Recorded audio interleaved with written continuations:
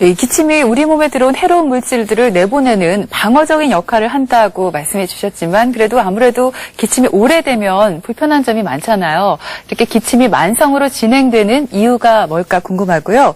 또 잔기침만 하는 분들이 있는가 하면 가래와 기침이 섞여 나오고 이렇게 어떤 소리가 나기도 하거든요. 어떻게 다릅니까? 예, 기침의 원인에 대해서 한의학의 고전인 내경이라는 데는 찬 기운에 이제 접촉하게 되면은 약하게 접촉했을 때는 기침이 나게 되고 심하게 되면은 설사나 배가 아프다라고 이야기를 하게 됩니다.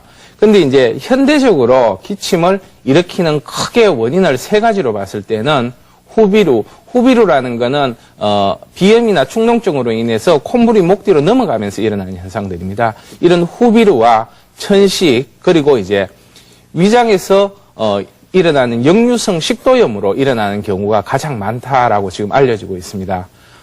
어린이의 경우라면은 비염으로 인한 후비루가 굉장히 많고 어른의 경우라면은 기관지가 굉장히 과민해서 일어나는 그런 기침이 통계적으로 많습니다. 만성 기침의 원인을 보게 되면은 만성 후비루 증후군이라 해가 비염이나 축농증 같은 그런 질환으로 목 뒤로 끈적끈적한 코가 계속 넘어가면서 기도를 자극해서 기침을 유발하는 게 하나의 원인입니다.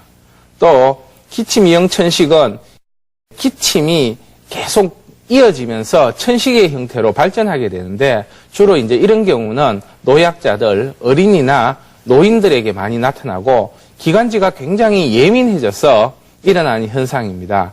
전체 천식 환자의 한 20에서 30% 정도가 나타난다고 하고요. 역류성 식도염이라고 해가지고 이제 그 식도의 관략근 이상으로 위장 내의 위산이 역류해서 식도를 자극하기 때문에 기침이 또 일어나게 됩니다. 이렇게 크게 세 가지 원인 외에 뭐 모세기관지염이라든가 폐암이라든가 폐결핵과 같은 그런 질환들도 만성적인 기침을 유발할 수 있기 때문에 이런 경우는 감별 진단이 좀 필요한 상태입니다. 그리고 이제 기침을 한방에서는 해수라고 이야기를 합니다. 여기서 이제 해라는 이야기는 가래는 없고 소리만 나는 겁니다. 이런 경우에는 이제 폐에 문제가 있다라고 보고 수라는 것은 소리는 없고 그냥 가래만 나오는 현상들입니다. 이런 경우에는 이제 소화기 계통의 문제, 비습이 동해서 일어난다 이렇게 보고 있는데요. 일반적으로 이제 우리가 일어나는 현상들은 이 해와 수가 섞여서 해수 증상이 같이 나타나게 됩니다. 그래서 가래도 나오고 소리도 나는 그런 현상이고 이런 어떤 기침의 원인을 폐와 소화기의 복합적인 문제로 보게 됩니다. 동의보감에서는 이렇게 이제 기침이 나는 원인을 다양하게 여러 개로 나누어 놨습니다.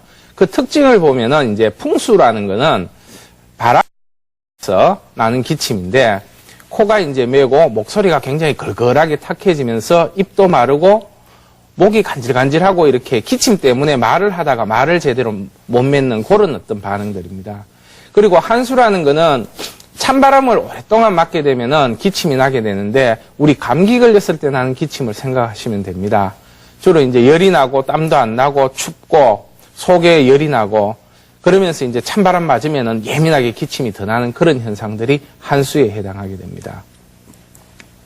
노수라는 것은 이제 쉽게 말해서 폐결핵으로 인해서 일어나는 기침입니다. 몸이 허해져서 식은땀이 나고 이제 가래가 많이 나고 이제 기침을 하다 보면은 피를 토하는 경우도 생기게 됩니다. 그리고 담수라는 것은 기침을 하는데 굉장히 이제 누런 가래를 많이 뱉어내는 그런 형태를 담수라고 하고 근수라는 것은 이제 노인성 기침, 아주 마른 기침, 기침을 해도 뭔가 나오는 것도 없이 계속 간질간질하게 이어지는 기침이 이제 근수에 해당하게 됩니다.